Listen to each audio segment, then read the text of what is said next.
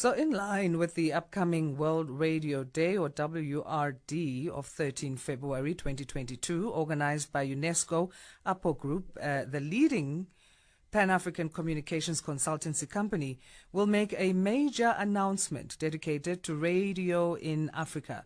This first of its kind launch takes place today, that's the 11th of February, ahead of the World Radio Day commemorations. APO Group is a member of the UNESCO's Global Alliance for Partnerships on Media and Information Literacy. Joining us from Portugal to tell us more is Nicolas Pompigne-Mognard, founder and chairman of the APO Group. Nicolas, thank you for joining us. Welcome to Change Your Game. Thank you very much, Asanda. Nice to be here. So, established in 2007, APO Group is the leading Pan-African communications consultancy and press release distribution service. Give us more background in terms of the group. Well, APO Group is the leading Pan-African communication consultant. We are serving 300 clients, 85% of multinational companies. Most of them are headquartered in the US. We are providing the specificity of APO, if you wish, is we have we are Pan-African in everything we do. And we provide public relations services and press release distribution. All right. What are the main advantages of being part of the UNESCO's Global Alliance for Partnerships on Media and Information Literacy? Well, I'm not sure we can talk about advantages, but it's an opportunity for organizations, companies, institutions to participate to the fight against fake news. And the Global Alliance is there to give individuals the skills to interpret and understand information and to think critically, both on online and offline, so they can spot misinformation, for instance. So it's about literacy, right? Media literacy. All right. So you were launching World Radio Day events today as APO Group. What will be, we understand so far you'll be gathering and spreading radio content from a wide range of sectors all over the African continent. Tell us how this will be carried out. Yeah, well, we are part of our work as a leading press release distribution service in Africa is to disseminate content, provide content to the media. Mm-hmm. We provide text, image, video, to 450 African journalists or journalists reporting on Africa.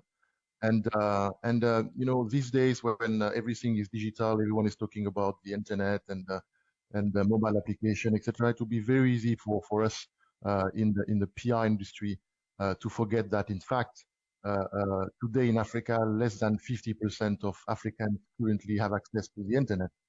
And not to mention in sub-Saharan Africa, the cost of the data is one of the highest in the world, if not the highest in the world. Easy to forget also that less than 50% of Africans have access to electricity.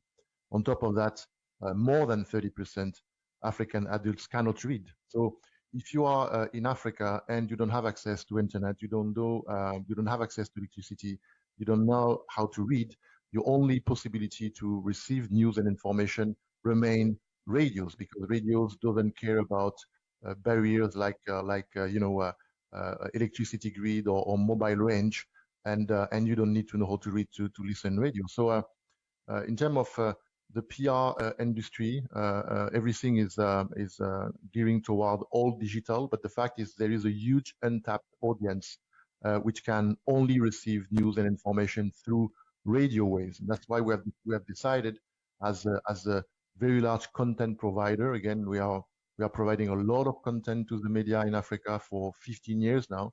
We have decided to provide specifically radios with sound bites and audio files, the exact type of format they need to do their work.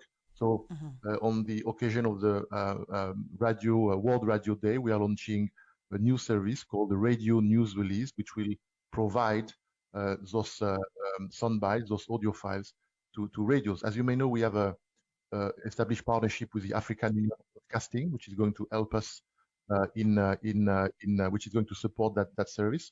African Union Broadcasting is the professional body representing television and radios in 52 African countries.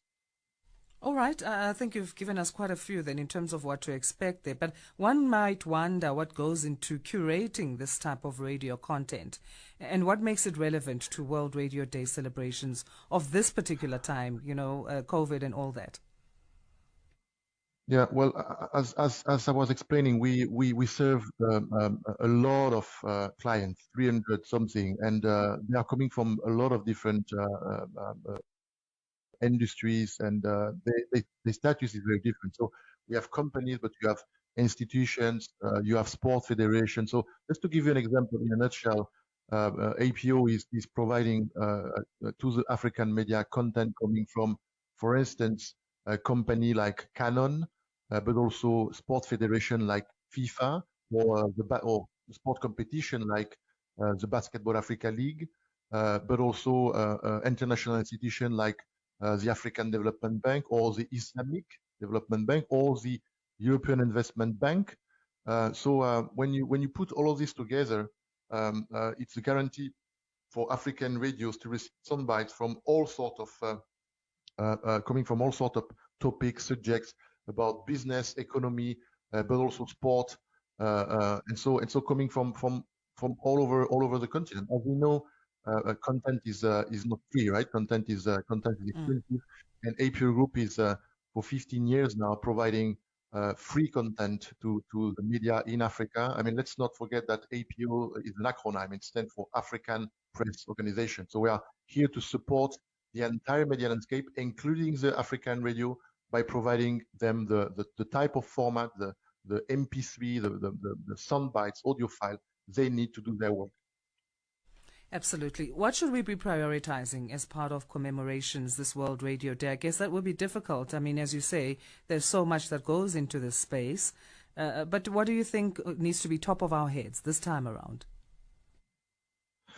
Well, the World Radio Day is an opportunity again to remind everyone of the power and the importance of radio. I think again it's all about the fact that we are in 2022, and we may believe that internet is everywhere, and that if you have a mobile phone, you can have access to all the news from all over the world, etc. But it's not on the African continent. It is not true. It will become, I guess, in the future. But again, the internet penetration, the electrification, the access to electricity, access to literacy are barriers for Africans to get informed, to receive information, and then for them, radios remain the only way to receive information. And by the way, this is not specific to rural areas or remote areas of Africa. You still have in our African city, capital city, people which doesn't know how to read or which doesn't have enough money to be on the internet all the time, because again, data in Africa is one of the highest, if not the highest, in the world. So if you take the example of, for instance, in Kenya recently, so in May 2020, the Kenyan National Bureau of Statistics released a report stating that 82% of Kenyan received the majority of their information about COVID from radio stations. So that's tell you how radios are important and will remain a major part of mass media landscape on the African continent for again the lot of several years to come. Absolutely. Well, happy World Radio Day for 13 February on this Sunday, Nicolas. Thank you for joining us. Thank you very much. Take care.